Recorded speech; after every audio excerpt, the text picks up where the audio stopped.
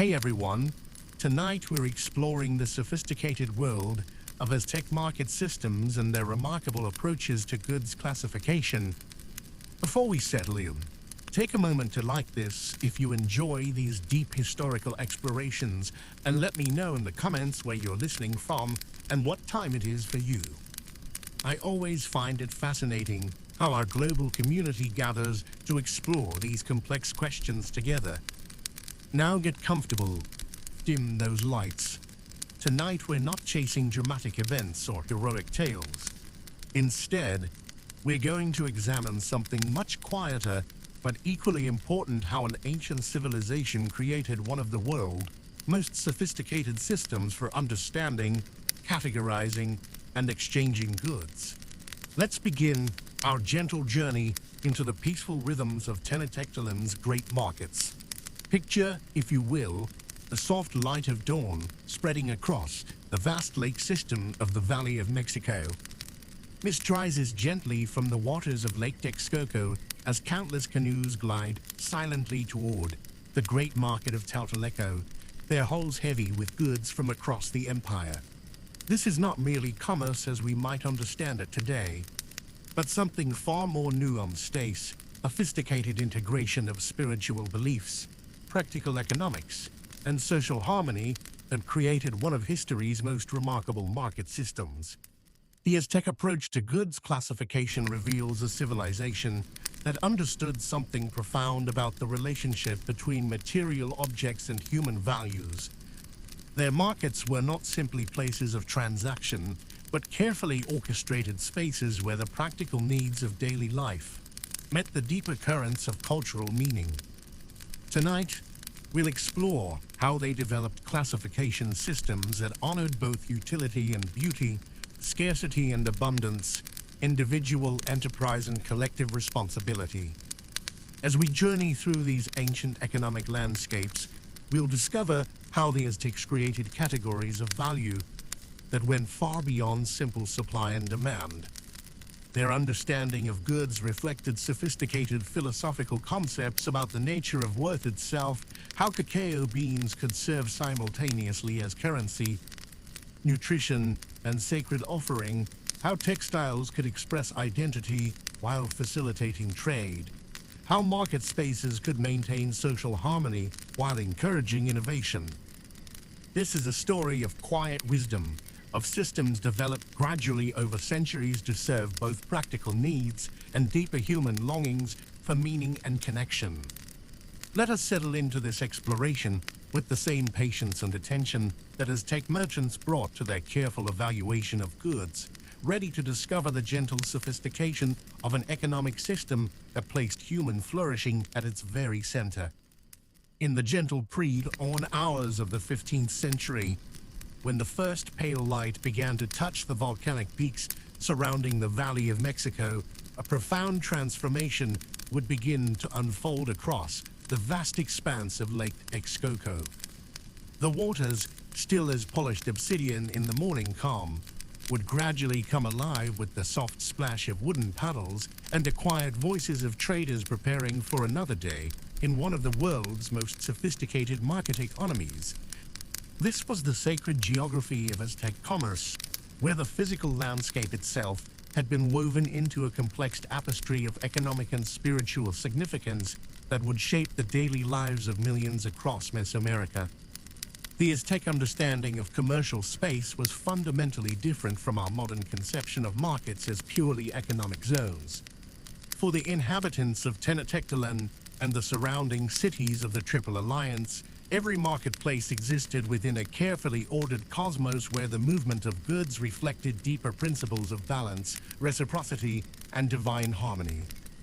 The great market of Tlatelolco, which would eventually become the commercial heart of the empire, was not simply chosen for its convenient location on the northern edge of the island capital, but because it occupied a position of profound spiritual significance within the Aztec understanding of sacred geography. The lake system itself served as more than mere transportation infrastructure.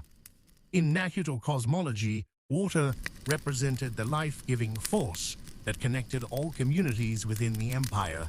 and the movement of trade goods across these waters was understood as a form of circulation that maintained the health and vitality of the entire social organism.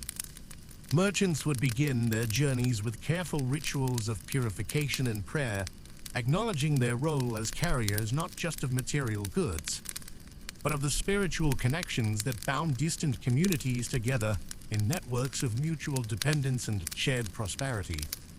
As the morning mist began to lift from the lake's surface, revealing the intricate network of canals and causeways that connected the island cities to the mainland, the first waves of traders would begin their gentle approach to the market districts.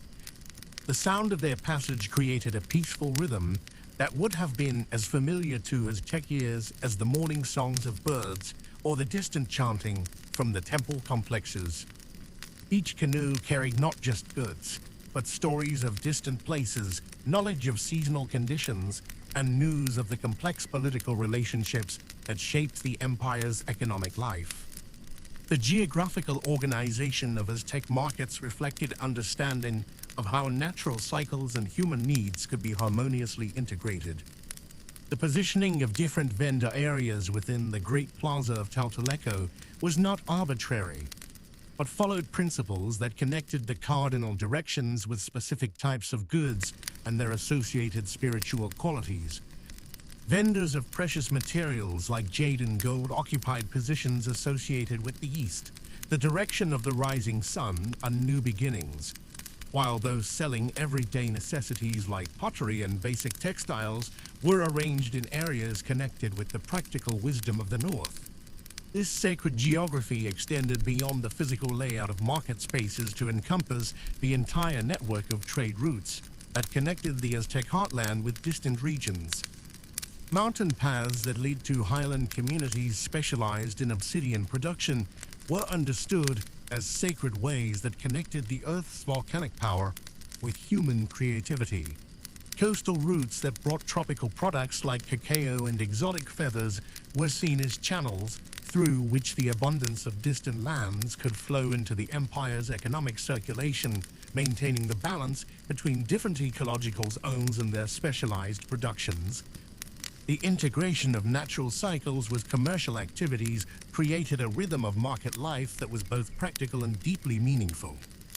The 20-day cycle of the Aztec calendar determined when major markets would be held, with different types of goods appearing in greater abundance according to seasonal patterns that reflected both agricultural cycles and religious observances. During the dry season, when travel was easier and agricultural work less demanding, markets would swell with traders from distant regions, creating opportunities for the exchange of specialized goods and the renewal of trading relationships that might have been dormant during the rainy months. The establishment of Tlatelolco as the empire's commercial heart was a gradual process that reflected the growing sophistication of Aztec economic institutions. What began as a local market serving the needs of island communities gradually evolved into a vast commercial complex that could accommodate tens of thousands of traders and shoppers on major market days. This transformation required not just physical expansion, but the development of increasingly sophisticated systems for organizing, classifying, and regulating the enormous variety of goods that flowed through the market's carefully ordered spaces. Archaeological evidence suggests that the process of market expansion was accompanied by the gradual standardization of weights, measures, and quality classifications that would eventually become the foundation of the empire's economic system. Stone weights scarred with standardized markings have been found throughout the Valley of Mexico, indicating the development of measurement systems that could facilitate trade across vast distances and between communities with different local traditions. These standardization efforts represented a remarkable achievement in economic organization, creating the institutional framework that would allow the Aztec market system to function as a unified network spanning diverse geographical and cultural regions. The sacred geography of Aztec commerce thus encompassed both the physical infrastructure of markets and trade routes, and the conceptual framework that gave meaning to economic activity within the broader context of Mesoamerican civilization. Understanding this integration of practical and spiritual considerations provides insight into how ancient peoples could create economic systems that serve not just material needs, but the deeper human requirements for meaning, community, and connection with the natural world. The morning light filtered through the great marketplace of Tlatelolco, illuminating a world where every object carried within itself a complex web of meaning that extended far beyond its immediate utility. Here, in the heart of the Aztec Empire, the simple act of arranging goods for sale revealed a sophisticated philosophy of value that had evolved over centuries of careful observation and cultural refinement. The Aztec understanding of goods classification rested upon four fundamental pillars that intertwined like the roots of an ancient ceiba tree. First came utility, the practical function that any object served in daily life. A clay pot was valued for its ability to hold water, a cotton mantle for its warmth, a stone knife for its cutting edge.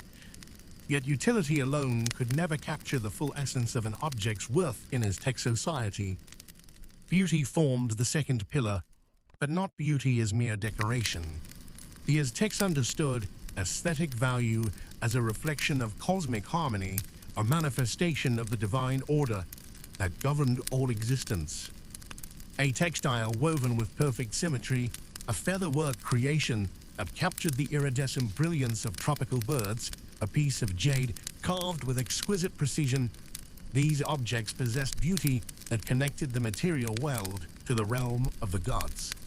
The third pillar, rarity, spoke to the Aztec appreciation for the extraordinary within the ordinary. Common goods that served everyday needs formed the foundation of commerce, but rare materials and exceptional craftsmanship elevated certain objects to a different realm of value.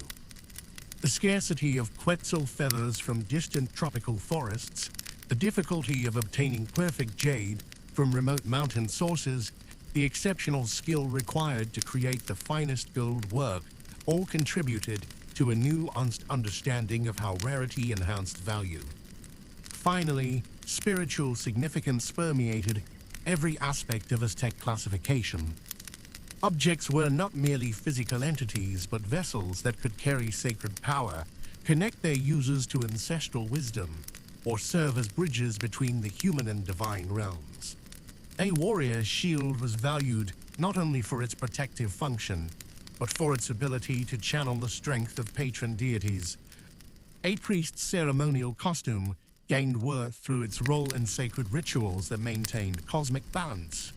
These four pillars supported a classification system of remarkable sophistication, one that recognized gradations of value so subtle that modern observers sometimes struggle to comprehend their logic. The concept of Tenochtitlan divine near goods represented the highest category of classification, reserved for objects that combined exceptional beauty, extreme rarity, and profound spiritual significance. These were items that appeared in markets only during special ceremonial periods, their very presence transforming ordinary commercial spaces into sacred venues. Merchants who specialized in Tenochtitlan goods underwent years of training that resembled religious initiation, more than commercial apprenticeship. They learned to recognize the subtle differences between jade of various origins, to distinguish between feathers plucked during different seasons, to understand the spiritual protocols that govern the handling of sacred materials.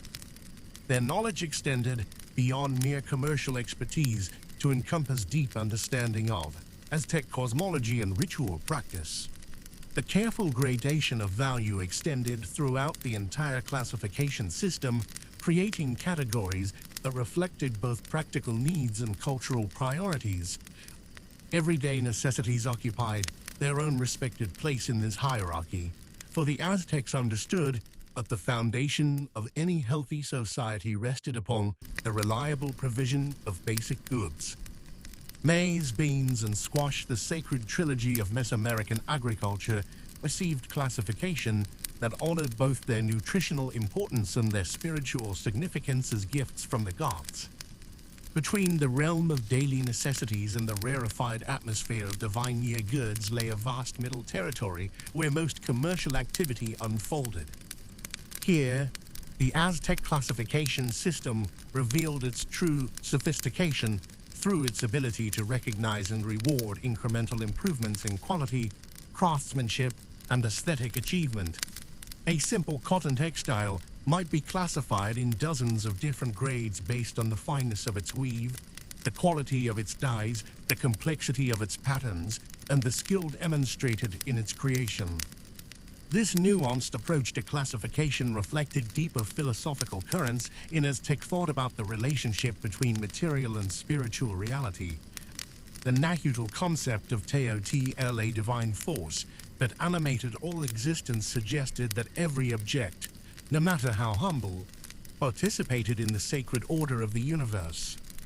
Classification systems therefore serve not merely commercial purposes, but spiritual ones, helping to maintain the proper relationships between different aspects of creation.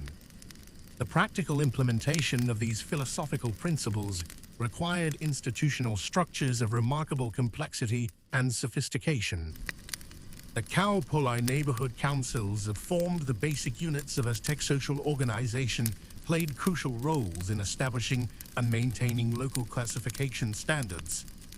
Experienced merchants, skilled artisans, and respected elders worked together to evaluate new products, resolve disputes about quality, and ensure that commercial practices aligned with cultural values. This collaborative approach to classification created a system that could adapt to changing circumstances while maintaining its essential character. As new materials entered Aztec markets through expanding trade networks, the classification system proved flexible enough to accommodate innovation while preserving traditional values. The arrival of exotic goods from distant regions required careful evaluation to determine their proper place within established hierarchies, a process that often involved lengthy deliberation and consultation with spiritual authorities. The wisdom embedded in Aztec classification methods continues to offer insights for contemporary understanding of how human societies create meaning through economic organization, reminding us that commerce at its best serves not merely material needs, but the deeper human longing for beauty, meaning, and connection to something greater than ourselves. The gentle morning light filtering through the mountain mists of highland Mexico illuminated countless groves where cacao trees grew in careful cultivation, their broad leaves creating a peaceful canopy over the precious pods that would become the foundation of Aztec economic life. In these serene agricultural spaces, farmers moved with quiet purpose, their movements reflecting generations of accumulated wisdom about the delicate art of cacao cultivation and the profound understanding that these humble beans would travel from their mountain origins to become the very currency that bound together one of history's most sophisticated market economies. The Aztec relationship with cacao transcended simple monetary function, embodying a complex integration of nutritional, spiritual, and economic values that modern observers find both fascinating and instructive. Archaeological evidence reveals that cacao cultivation required extraordinary patience and skill, with trees taking several years to mature and producing pods only under carefully maintained conditions of shade, moisture, and soil composition. The farmers who tended these groves understood that they were not merely growing a crop, but nurturing the material foundation of their civilization's economic harmony. Within the bustling markets of Tenochtitlan and Tlatelolco, the classification of cacao beans reflected this deep cultural understanding of value and quality. Merchants developed sophisticated systems for evaluating beans based on their size, color, origin, and degree of ripeness, with different grades commanding different exchange rates in the complex web of daily commerce. The finest beans, large and uniformly colored, came from specific highland regions and were reserved for the most important transactions, while smaller or slightly damaged beans served perfectly well for everyday purchases of food, household items, and simple crafts. The meditative process of sorting and counting cacao beans became a daily ritual in markets throughout the empire, with vendors arranging their currency in woven baskets according to carefully maintained standards.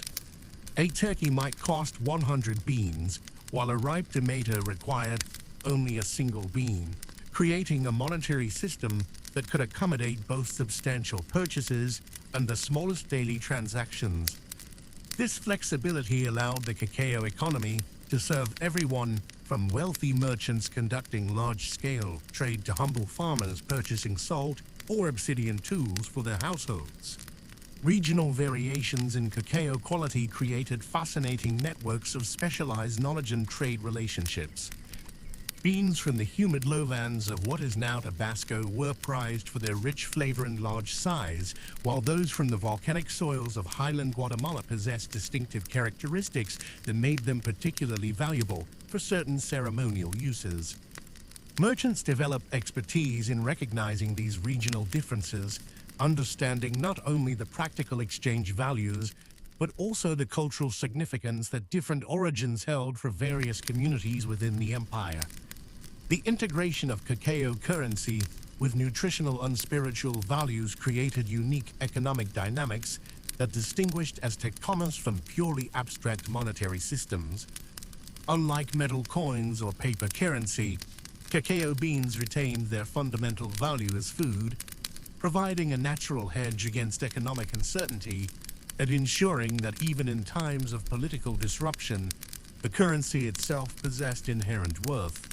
This dual nature meant that merchants and consumers alike maintained an intimate connection with their monetary system, understanding its agricultural origins and seasonal variations in ways that promoted both economic stability and cultural continuity. The standardization of cacao-based exchange rates required sophisticated administrative systems that extended throughout the empire, with local officials responsible for maintaining consistent quality standards and preventing the circulation of inferior or counterfeit beans. Market inspectors developed remarkable expertise in detecting beans that had been artificially enlarged, improperly dried, or mixed with clay to increase their weight, protecting the integrity of the monetary system through careful attention to traditional quality indicators. The daily rhythm of cacao transactions created a gentle, meditative quality in Aztec markets, where the soft sound of beans being counted and poured created a constant, soothing background to commercial activity. Vendors developed elegant techniques for measuring and displaying their currency, using specially designed containers and counting methods that allowed for rapid, accurate transactions while maintaining the dignified pace that characterized Aztec commercial culture. This remarkable monetary system demonstrated how ancient peoples could create sophisticated economic institutions that honored both practical necessity and deeper cultural values, integrating the material requirements of daily life with spiritual understanding and social harmony in ways that continue to offer wisdom for contemporary economic thinking. The gentle morning light filtering through the courtyards of Tenochtitlan would illuminate one of the most sophisticated textile economies the world had ever known, where every thread told a story of social meaning and economic precision. In the quiet spaces between adobe walls, the rhythmic sound of backstrap looms created a meditative symphony that had echoed through American communities for countless generations, each click and pull of the weaving process contributing to an intricate system of textile classification that reflected the deepest values of Aztec society. The Aztec understanding of textile quality transcended mere practical considerations, embracing a philosophy that saw clothing as a fundamental expression of cosmic order and social harmony. When a master weaver examined the length of cotton cloth in the morning light, she was not simply assessing thread count or dye quality, but evaluating how successfully the fabric embodied the cultural principles of balance, beauty, and appropriate social expression. This contemplative approach to textile evaluation created classification systems of remarkable sophistication, where every gradation of quality carried specific meanings about the wearer's place in some society and their relationship to the divine order that governed all aspects of Aztec life. The foundation of textile classification began with the careful categorization of raw materials, each fiber type carrying its own symbolic weight and practical applications. Cotton, cultivated in the warm lowlands and transported through extensive trade networks, represented the baseline of textile production, its soft white fibers symbolizing purity and everyday comfort. The classification of cotton itself involved multiple gradations based on fiber length, color, and the specific growing conditions that produced different qualities. Merchants who specialized in cotton trade developed an almost mystical ability to assess quality through touch alone, their fingers trained to detect the subtle differences that determined a fabric's ultimate value and appropriate use. Maggie fiber, extracted from the hardy agave plants that dotted the highland landscape, occupied a different category entirely in the Aztec textile hierarchy.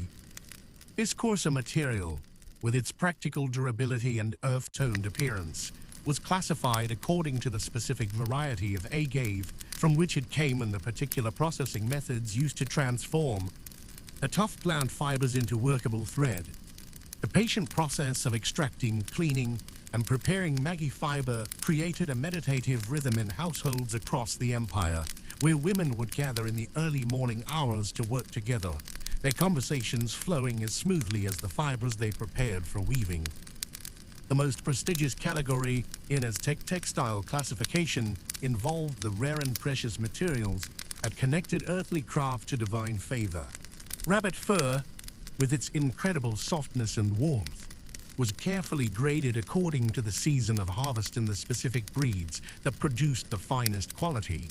The classification of rabbit fur involved considerations of color consistency, fiber length, and the particular techniques used to spin the delicate material into thread suitable for the most luxurious garments. Master weavers who worked with rabbit fur developed specialized knowledge that was passed down through generations, creating a quiet aristocracy of textile expertise that commanded deep respect throughout Aztec society. The integration of feathers into textile work represented perhaps the most sophisticated aspect of Aztec classification systems, where the brilliant plumage of tropical birds was transformed into garments that seemed to capture the very essence of divine beauty. The classification of feathers involved an understanding of bird species, seasonal molting patterns, and the specific techniques required to attach these delicate materials to textile foundations. Quetzal feathers, with their iridescent green beauty, occupied the highest category of textile ornamentation, their use restricted to the most sacred and socially significant garments. The patient work of feather artists, who spent months creating elaborate designs that incorporated thousands of individual feathers, represented a form of meditation that transformed raw materials into expressions of cosmic harmony. The sophisticated dye classification systems that determined textile color categories reflected the Aztec understanding of nature's seasonal rhythms and the spiritual significance of different hues. Cacao, harvested from insects that fed on prickly pear cacti, produced the deep crimsonesque that were reserved for the most important ceremonial garments.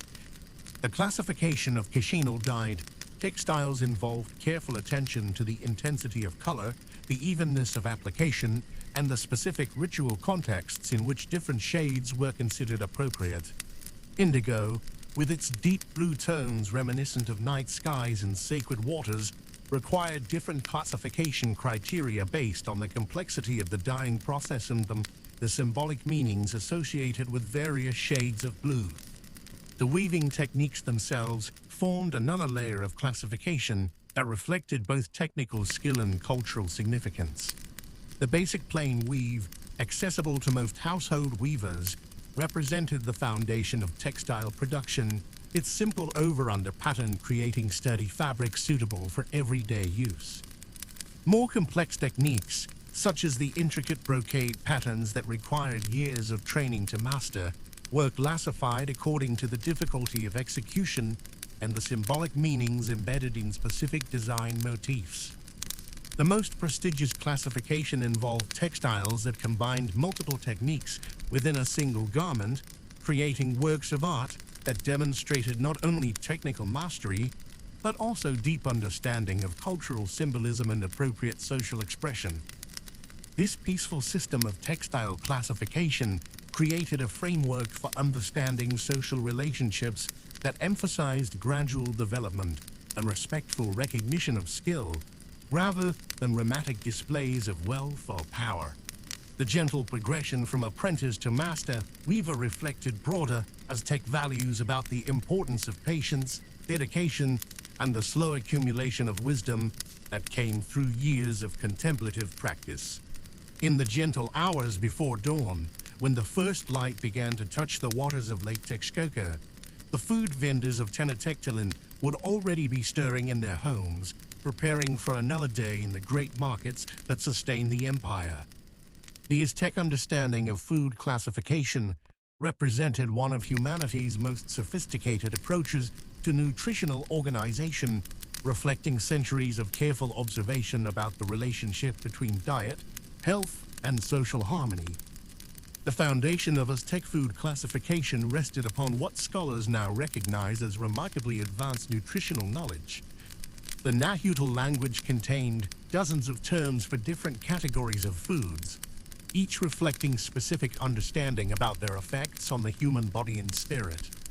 Fresh foods, known as yanquic, were distinguished from preserved foods, huaqui, not merely by their preparation method, but by their perceived spiritual and nutritional properties.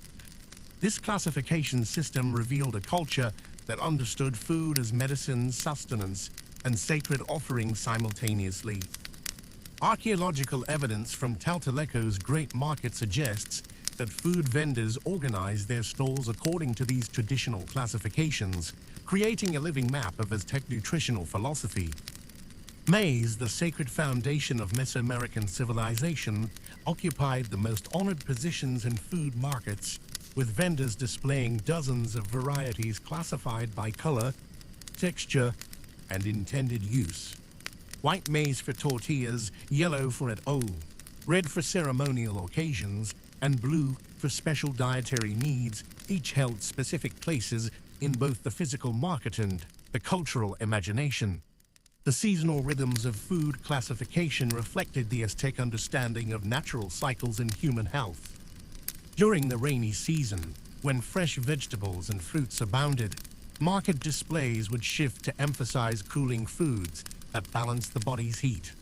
Vendors would arrange their stalls to highlight the crisp greens of amaranth leaves, the watery freshness of tomatoes, and the cooling properties of various squashes. The very arrangement of these foods created a visual representation of seasonal harmony, with colors and textures that spoke to the body's changing needs. Protein sources received particularly sophisticated classification, reflecting both practical knowledge and spiritual beliefs. Fish from the lake were categorized not only by species, but by the depth of water from which they came, their feeding habits, and their seasonal availability. Vendors developed expertise in explaining these distinctions to customers, understanding that different fish served different nutritional and ceremonial purposes. The white fish caught in shallow waters were considered lighter and more appropriate for children and the elderly, while the darker fish from deeper waters were reserved for warriors and heavy laborers. The preservation and preparation of foods created another layer of classification that revealed the Aztec mastery of food science. Vendors specializing in preserved foods developed elaborate systems for categorizing their wares based on preservation method, storage time, and nutritional concentration. Dried chiles were classified not only by heat level, but by their medicinal properties, with vendors maintaining detailed knowledge about which varieties aided digestion, which reduced inflammation, and which provided energy for long journeys. The integration of beverages into food classification systems demonstrated the Aztec understanding of liquid nutrition. Cacao drinks were classified by preparation method, with vendors offering different concentrations and flavor combinations for various social occasions and health needs. The foam on chocolate drinks was considered not merely aesthetic, but nutritionally significant, with different foaming techniques believed to enhance the drink's beneficial properties.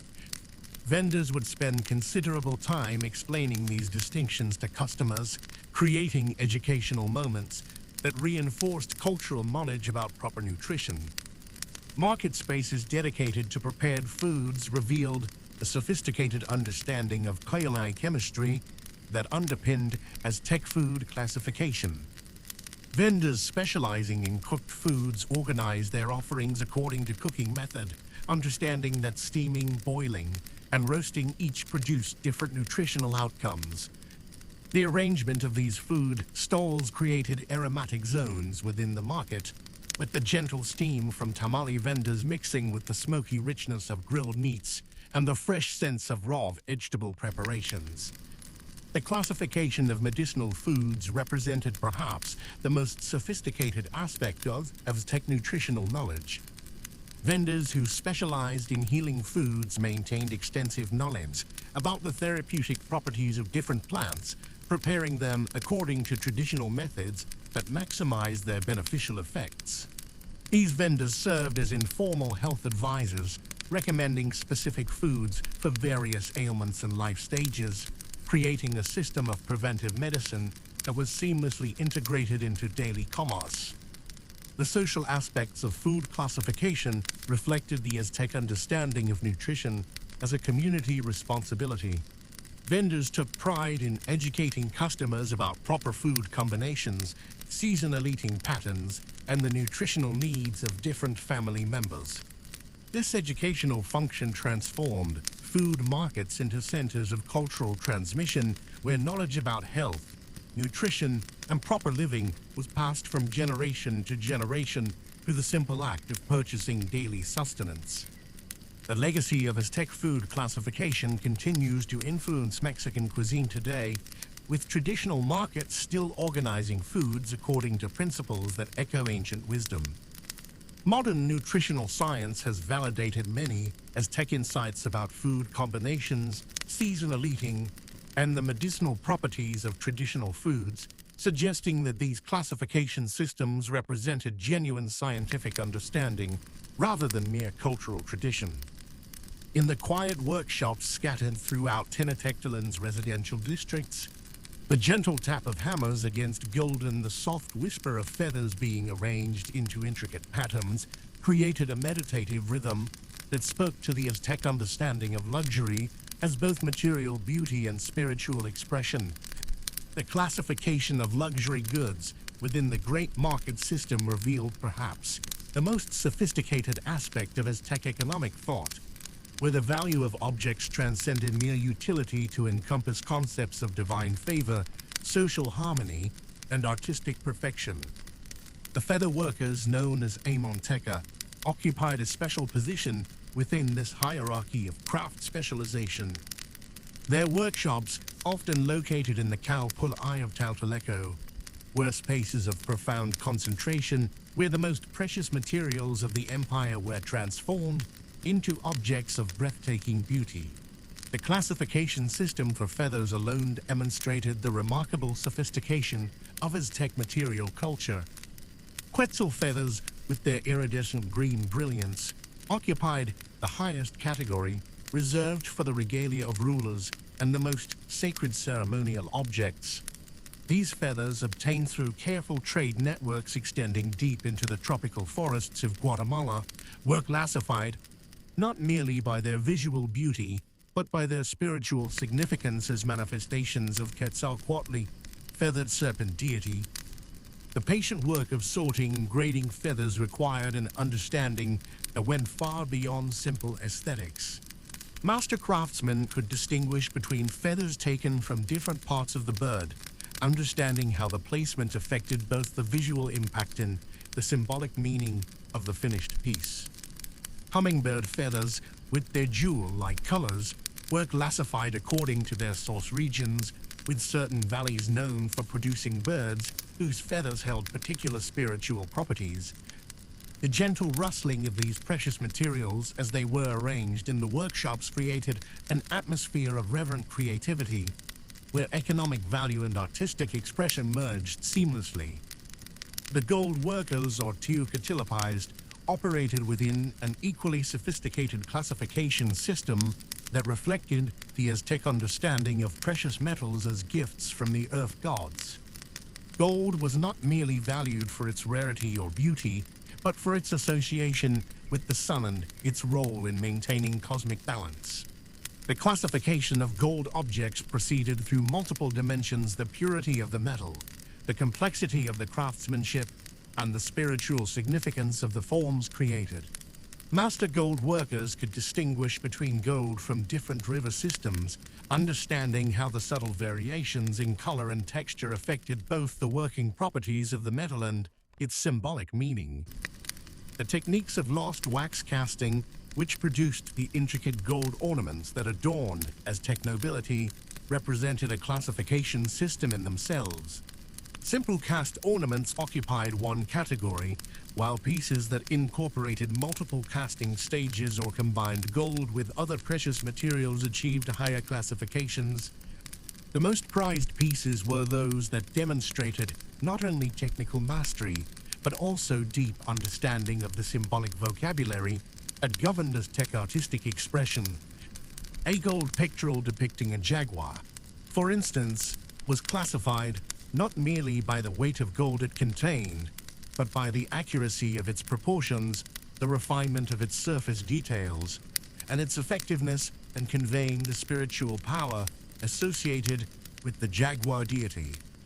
The jade workers faced perhaps the most complex classification challenges, as this most precious of Aztec materials required evaluation across multiple dimensions simultaneously. The color of jade, ranging from the palest green to the deepest emerald, was classified according to its spiritual associations, with certain shades reserved for specific deities or ceremonial functions. The translucency of the stone, its freedom from flaws, and the difficulty of working it all contributed to its classification within the luxury goods hierarchy.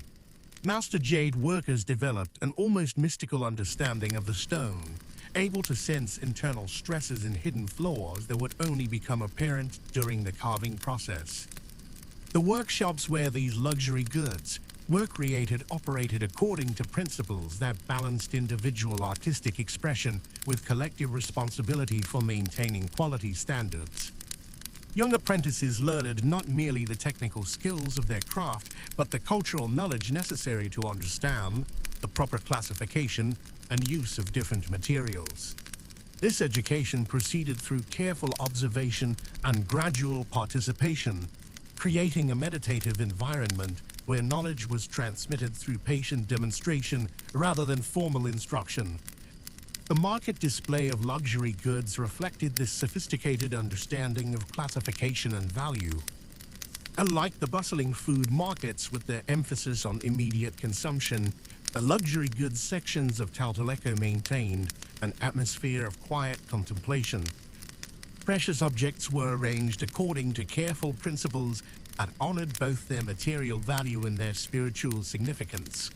Jade ornaments were displayed on specially woven textiles that enhanced their color, while gold was arranged to catch the light in ways that emphasized the skill of the craftsmen who created them. The evaluation of luxury goods by potential purchasers became a form of cultural performance in itself, where knowledge of proper classification systems demonstrated social sophistication and spiritual understanding. Elite buyers were expected to appreciate not merely the obvious beauty of an object, but its technical excellence, its appropriate use of materials, and its harmony with established aesthetic principles. This process of evaluation and appreciation created a peaceful rhythm of commerce where economic exchange became a form of cultural dialogue between craftsmen, merchants, and consumers. The integration of luxury goods into the broader tribute system revealed how the Aztec classification methods served both economic and political purposes. Provincial communities were expected to provide tribute in the form of luxury goods that met specific quality standards, creating a network of craft specialization that extended throughout the empire. This system encouraged the development of regional expertise while maintaining imperial standards for classification and quality, creating a peaceful framework for economic integration that honored local traditions while serving broader political purposes. The gentle morning light filtered through the stone archways of Tlatelolco's great market, illuminating a scene of remarkable order and harmony that had evolved over centuries of careful institutional development. Here, beneath the watchful eyes of appointed market judges, the Aztec Empire's most sophisticated system of commercial regulation unfolded with the measured precision of a well-rehearsed ceremony, each interaction guided by principles that sought to balance individual enterprise with collective well-being. The market judges, known as Tlitni, moved through the bustling spaces with quiet authority, their presence a reassuring constant in the complex dance of commerce that surrounded them.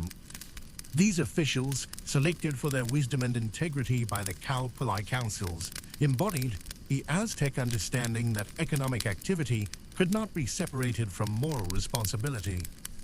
Their careful observation of transactions reflected a deeper philosophy that viewed the marketplace not merely as a space for exchange, but as a sacred ground where the community's values were tested and renewed daily.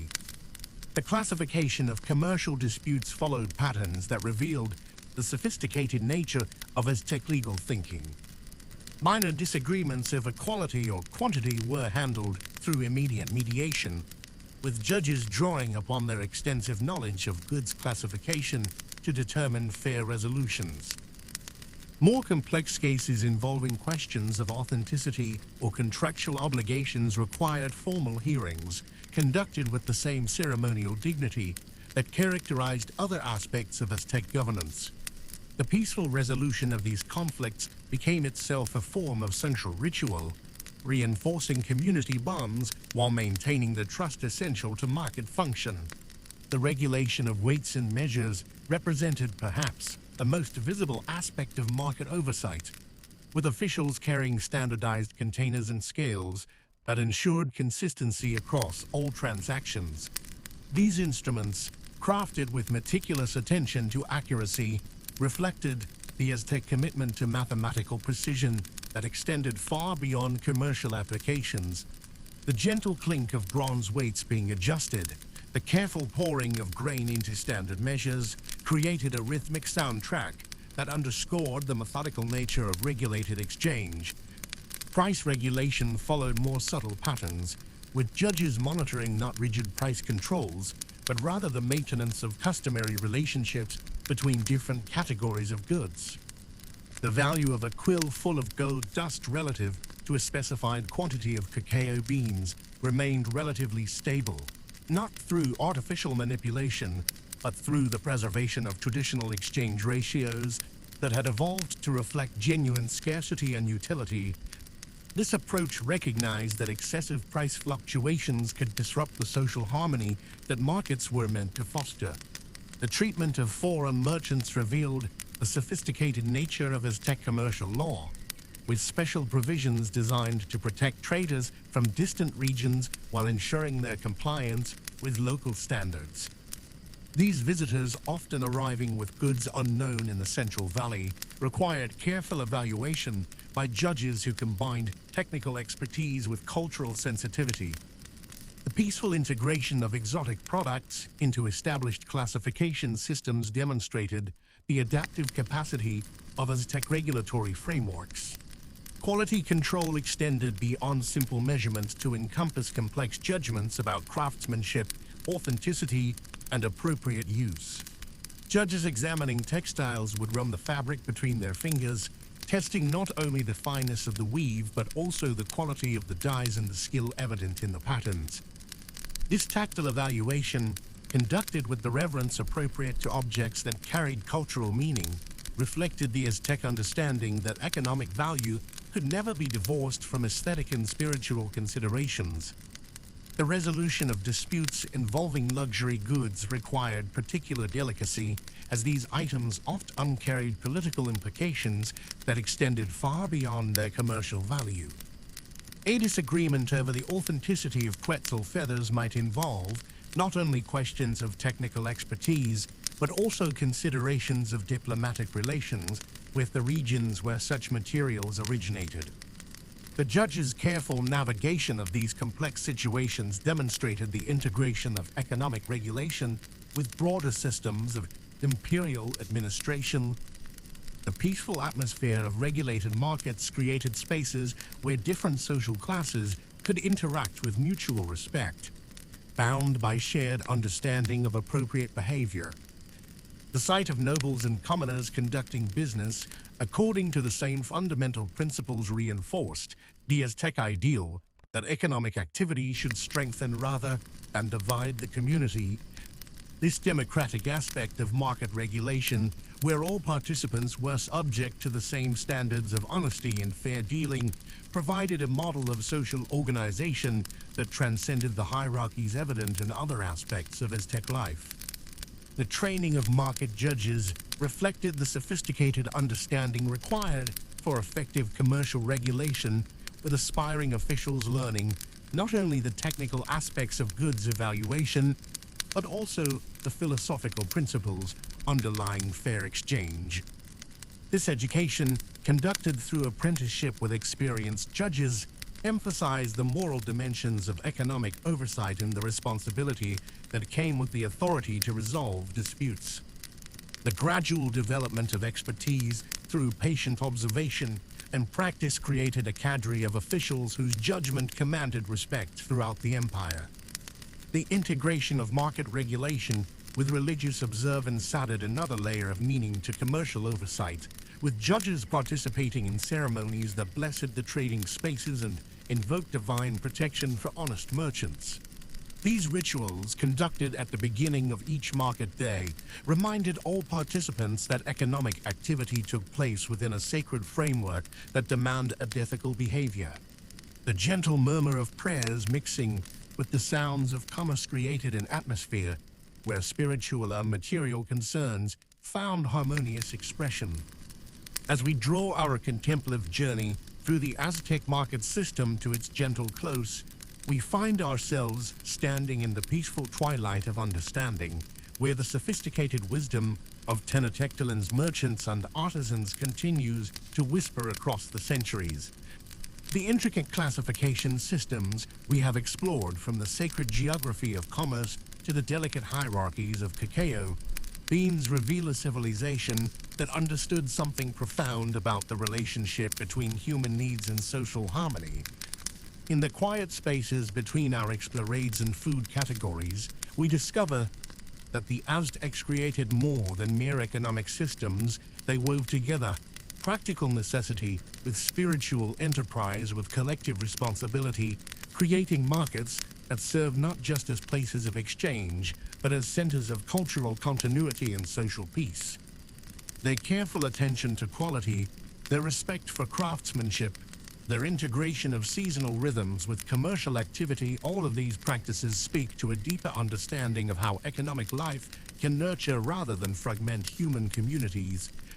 The gentle classification of goods according to utility, beauty, rarity, and spiritual significance reminds us that commerce need not be divorced from meaning, that the simple act of buying and selling can be infused with respect for both material and transcendent values.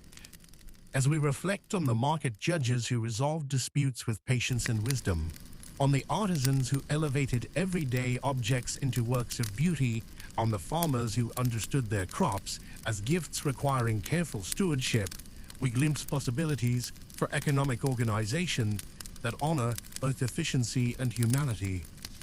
Let your mind rest now in the peaceful image of dawn breaking over Lake Texcoco, where countless canoes move silently through the morning mist, carrying goods that represent not just economic value, but cultural heritage, not just individual profit, but community well-being.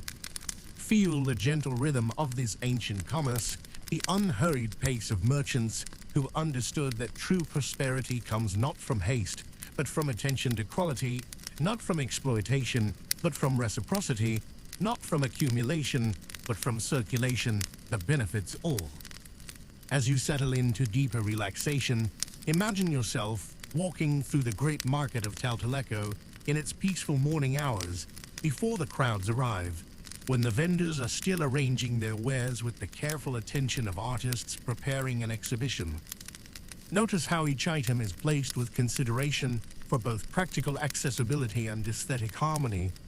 How the classification systems create not chaos, but order, not competition but cooperation, not anxiety but calm anticipation of the day's gentle exchanges. The soft sounds of this ancient marketplace, the quiet conversations of early customers, the gentle rustle of textiles being unfolded, the soft clicking of cacao beans being sorted, uncounted create a symphony of human activity that speaks to our deepest needs for connection, for meaning, for participation in something larger than ourselves. Let these sounds wash over you like a gentle tide, carrying away the tensions of contemporary economic life and replaceful rhythms of a civilization that understood commerce as a form of social art. In this space of profound relaxation, allow yourself to absorb the deeper wisdom of the Aztec approach to economic organization, that classification systems can honor complexity without creating confusion, that markets can serve spiritual as material needs, that individual success and collective well-being need not be in opposition, but can be woven together like the finest textiles, creating patterns of mutual support and shared prosperity. As your breathing deepens and your body settles into complete rest, carry with you the peaceful knowledge that human beings have always found ways to organize their economic lives with wisdom, compassion, and attention to beauty. The Aztec market system, with its sophisticated understanding of value and its integration of practical and spiritual concerns, offers us a gift of perspective that transcends time and culture, a reminder that even in our most mundane activities, we can choose approaches that honor both individual needs and collective harmony. Rest now in the gentle embrace of this ancient wisdom, knowing that the peaceful principles of the Aztec marketplace continue to offer guidance for creating economic systems that serve not just our lemurial needs, but our deepest aspirations for meaningful, connected, and harmonious human life. Let the quiet wisdom of these long-ago merchants and artisans guide you into the most restful and restorative sleep, where dreams of peaceful commerce and gentle prosperity can nurture your spirit through the night.